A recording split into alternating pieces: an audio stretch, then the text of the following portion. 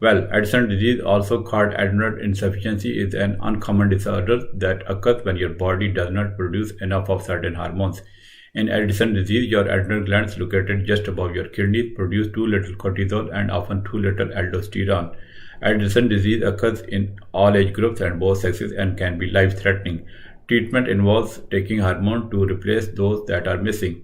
Earlier on this channel, I have already uploaded a short video about Addison disease, and today I am going to present this illness in detail. First, let me tell you the symptoms. Addison disease symptoms usually develop slowly, often over several months. Often the disease progresses so slowly that symptoms are ignored until stress such as illness or injury occurs and makes symptoms worse. Signs and symptoms may include extreme fatigue, weight loss and decreased appetite, darkening of your skin, that is hyperpigmentation, low blood pressure, even fainting, salt cravings, low blood sugar, that is hypoglycemia, nausea, diarrhea or vomiting, gastrointestinal symptoms, abdominal pain, and muscle or joint pain, irritability, depression or other behavioral symptoms, body hair loss or sexual dysfunction in women. And I'll tell you a little bit about acute adrenal failure, that is Addisonian crisis. Sometimes the signs and symptoms of Addison disease may appear suddenly. Acute adrenal failure, that is Addisonian crisis, can lead to life-threatening shock. Seek emergency medical treatment if you experience the signs and symptoms which I am going to tell you. If you suffer from severe weakness, confusion, pain in your lower back or legs, severe abdominal pain, vomiting and diarrhea leading to dehydration, a reduced consciousness or delirium. In an Addisonian crisis, you will also have low blood pressure, high potassium, that is hyperkalemia, and low sodium, that is hyponatremia. You should see your doctor if you have common signs and symptoms of Addison disease, such as darkening areas of your skin, that is hyperpigmentation, severe fatigue, unintentional weight loss, gastrointestinal problems such as nausea, vomiting, and abdominal pain, lightheadedness or fainting, salt craving, muscle or joint pains. Now I'll tell you the causes. Addison disease is caused by damage to your adrenal glands, resulting in not enough of the hormone cortisol and often not enough aldosterone as well. Your adrenal glands are part of your endocrine system. They produce hormones that give instructions to virtually every organ and tissue in your body. Your adrenal glands are composed of two sections. The interior medulla produces adrenaline-like hormones. The outer layer, that is cortex, produces a group of hormones called corticosteroids. Corticosteroids include glucocorticoids. These hormones, which include cortisol, influence your body's ability to convert food into energy, play a role in your immune system inflammatory response, and help your body respond to stress. Mineralocorticoids. These hormones, which include aldosterone, maintain your body's balance of sodium and potassium to keep your blood pressure normal. Androgens. These male sex hormones are produced in small amounts by the adrenal glands in both men and women. They cause sexual development in men and influence muscle mass, sex drive, libido, and a sense of well-being in both men and women. Primary adrenal insufficiency. When the cortex is damaged and does not produce enough adrenocortical hormone, the condition is called primary adrenal insufficiency. This is most common. There are two types of adrenal insufficiency. Now I am talking about primary adrenal insufficiency. This is most commonly the result of the body attacking itself, due to autoimmune disease.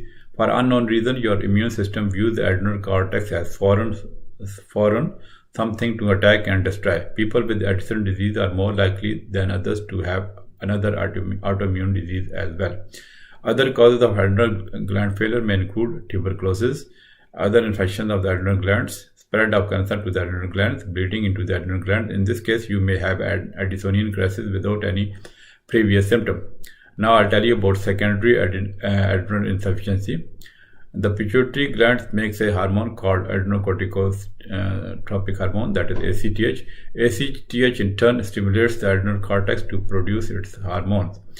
Benign pituitary tumors, inflammation, and prior pituitary surgery are common causes of not producing enough pituitary hormones. Too little ACTH can lead to too little of the glucocorticoids and androgen normally produced by your adrenal glands, even though your adrenal glands themselves are not damaged. This is called secondary adrenal insufficiency. Mineralocorticoid production is not affected by too little ACTH. Well, earlier on this channel, I have uploaded a video about Cushing syndrome. And that syndrome, the excess of this glucocorticoid hormone, I mean cortisol. So that is opposite of Addison disease, which I am discussing today. Okay. So if you have not seen the video about Cushing's syndrome, that is very informative medical video. You can see that, and the link will appear in I button. Okay. Okay. Coming back to Addison disease, well, most symptoms of secondary adrenal insufficiency are similar to those of primary adrenal insufficiency. However, people with secondary adrenal insufficiency do not have hyperpigmentation and are less likely to have severe dehydration or low blood pressure. They are more likely to have low blood sugar. A temporary cause of secondary adrenal insufficiency occurs when people who take corticosteroids, for example prednisolone, to treat chronic conditions such as asthma or arthritis, stop taking the corticosteroid at once rather than tapering off. Now I'll tell you the complications. Addisonian crisis. If you have untreated Addison disease, you may develop an Addisonian crisis as a result of physical stress such as injury, infection, or illness. Normally, the adrenal glands produce 2 to 3 times the usual amount of cortisol in response to physical stress. With adrenal insufficiency, the inability to increase cortisol production with stress can lead to an Addisonian crisis. An Addisonian crisis is a life-threatening situation that results in low blood pressure, low blood levels of sugar, and high levels of potassium. You will need immediate medical care. People with Addison disease commonly have associated autoimmune diseases. Now I'll tell you some preventive measures. Well, Addison disease cannot be prevented, but there are steps you can take to avoid an Addisonian crisis. These steps are that if you should talk to your doctor if you always feel tired, weak, or are losing weight. Ask about having an adrenal shortage. If you have been diagnosed with Addison disease, ask your doctor about what to do when you are sick. You may need to learn how to increase your dose of corticosteroids. If you become very sick, especially if you are vomiting and you cannot take your medication, you should go to the emergency room. Some people with Addison disease worry about serious side effects from hydrocortisone or prednisolone because they know these are current people who take these steroids for other reasons. However, if you have Addison disease, the adverse effects of high-dose glucocorticoids should not occur, since the dose you are prescribed is replacing the amount that is missing.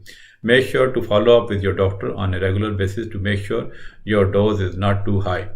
Well, now I'll tell you about the diagnosis. Well, when the patient comes to us, we talk to you about your medical history and your signs and symptoms. You may undergo some of the tests, which I am going to tell you now. Well, blood test. First is blood test. Test can measure your blood levels of sodium, potassium, cortisol, and adrenocorticotropic hormone, that is ACTH, which stimulates the adrenal cortex to produce its hormone. A blood test can also measure antibodies associated with autoimmune Addison disease. The second test is ACTH stimulation test. ACTH signals your adrenal gland to produce cortisol. This test measures the level of cortisol in your blood before and after an injection of synthetic ACTH. Another test can be carried out, that is insulin-induced hypoglycemia test. You may be given this test if we think you may have an adrenal insufficiency as a result of pituitary disease, that is secondary adrenal insufficiency. The test involves checking your blood sugar, blood glucose and cortisol levels after an injection of insulin. In healthy people, glucose levels fall and cortisol levels increase after insulin injection. In certain situations, doctors may do alternative tests for secondary adrenal insufficiency, such as low-dose ACTH stimulation test, prolonged ACTH stimulation test, or glucagon stimulation test. And no need to go no need to discuss the details of these tests, otherwise the video will be very long and you may be confused. I just produce videos just for the understanding of a common person. Okay. Also, we can carry out imaging test. You may undergo a CT scan of your abdomen to check the size of your adrenal glands and look for either other abnormality. You may also undergo an MRI scan of your pituitary gland if testing indicates you might have secondary adrenal insufficiency. Now I will discuss the treatment. Well, all treatment for Addison disease involve medications. You will be given hormone replacement therapy to correct the levels of steroid hormones your body is not producing. Some options for treatment include oral corticosteroids such as hydrocortisone that comes with the name of Cortef, prednisolone or methylprednisolone to replace cortisol. These hormones are given on a schedule to mimic the normal 24-hour fluctuation of cortisol levels. Fluorocortisone acetate is also given to replace aldosterone. You will need to get plenty of salt, that is sodium, in your diet, especially during heavy exercise when the weather is hot or if you have gastrointestinal upset such as diarrhea. But normally we don't recommend salt in so many other illnesses such as hypertension, because too much salt is dangerous. But this is the condition, in which, because you are losing sodium, so you need to take more salt in this Addison disease. Okay. Also, we may suggest a temporary increase in your medication dosage if your body is stressed, such as from an operation, infection, or minor illness. If you are ill with vomiting and you cannot keep down oral medication, you may need injections of corticosteroids. Other treatment recommendations include: you should carry a medical alert card and a bracelet at all times. A steroid emergency card and medical alert identification will let emergency medical personnel know what kind of care you need. Also have a written action plan. Keep extra medications handy. Missing even one day of medication may be dangerous, so keep a small supply of medication at work and with you whenever you travel. Carry a glucocorticoid injection kit. The kit contains a needle, a syringe, and injectable form of corticosteroid to use in case of emergency. You should stay in contact with your doctor. Keep an ongoing relationship with your doctor to make sure that the doses of replacement hormones are adequate but not excessive. If you are having ongoing problems with your medication, you may need adjustments in the doses or timing of the medications. You should have annual checkups. You should see your doctor or an endocrinology specialist at least once a year. Your doctor may recommend annual screening for a number of autoimmune diseases. Treatment for Addisonian crisis, which is a medical emergency, typically includes intravenous injection of corticosteroids, saline solution, and sugar, that is dextrose. Now I'll tell you a little bit about potential future treatments. Well, researchers are working to develop delayed release corticosteroid, which act more like the human body. They are also working on pumps implanted under the skin that can deliver steroids in more accurate doses. Future treatments may eventually involve using adrenocortical stem cells combined with immunomodulatory treatment, modifying the immune response of the immune system, as well as gene therapy. Well, this was my video about Addison disease and Addisonian crisis. I hope you like this video. If you have any question about this, you can post in the comment section. And now there are so many medical videos about different illnesses on my channel.